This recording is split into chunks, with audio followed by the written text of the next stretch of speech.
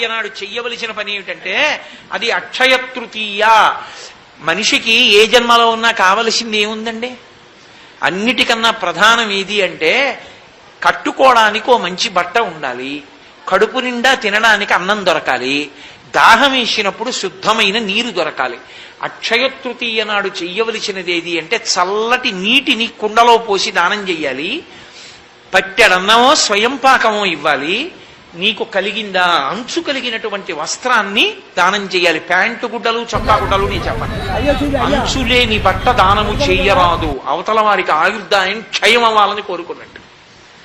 అంచు కలిగిన బట్ట పెడితే వారు 10 కాలాలు బ్రతకాలి అని కోరుకున్నట్టు. అందుకే అంచు లేని బట్ట ఇయ్యరాదు. పెళ్లి కొడుకు ఇస్తున్నాం కదండి అంటే నీకు ధర్మం తెలియక ఇస్తున్నాం అంతే.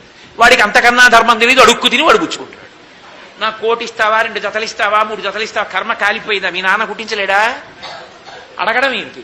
నీ మామగారు అంచున్న పంచిస్తాడు కట్టుకో, నీ 1 కోటి కావాలంటే మీ నాన్న కుట్టించిస్తాడు. వాడెందుకు? నీ బతికుండగా నీ జన్మాంతరంలో నీ 1 కోట్లు కుట్టించుకోవా? ఎందుకు మామగారు ఇవ్వడం ఎందుకు? అది ఒకవేళ ఏదో మామగారు సంతోషం కొద్దీ ఇచ్చాడు, కుర్చీలో పెట్టి వేసుకోవా ఎల్లుడు అంటే చాలు, చేత్తో ఇవ్వక్కర్లేదు.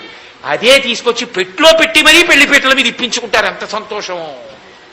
కాబట్టి అంచు కలిగిన బట్ట దానం చేయాలి. ఇవి 3 నువ్వు అక్షయ తృతీయని అడిగి నీవు ఏ జీవుడిగా ఎక్కడ ఉన్నా ఏ జన్మలో నీకు వేళ పట్టున బట్ట, అన్నము, నీరు దొరుకుతాయి.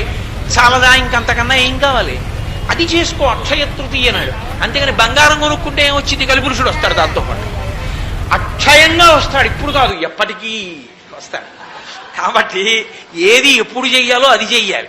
అంతేగాని అక్షయ తృతీయ ఆఫర్లోని బోర్డులు పెట్టనూకూడదు, మనం వెర్రెక్కి వెంట పడనూకూడదు.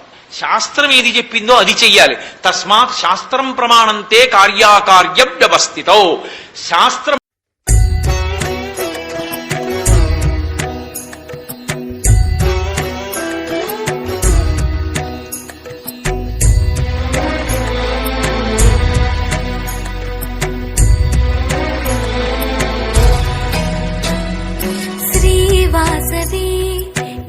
వాసవి శ్రీవాసవి జయవాసవి కావగరాజనని శ్రీవాసవి ఏమని పాడను నీ వైభవం, ఏమని పాడను నీ వైభవం, ఎంతని చేయను నీ కీర్తిగా